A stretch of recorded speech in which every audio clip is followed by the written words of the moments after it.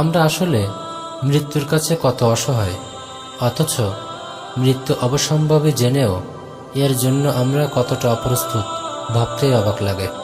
সামান্য টাকা পয়সা আয় করার জন্য আমরা 20 থেকে 30 বছর পড়াশোনা করি।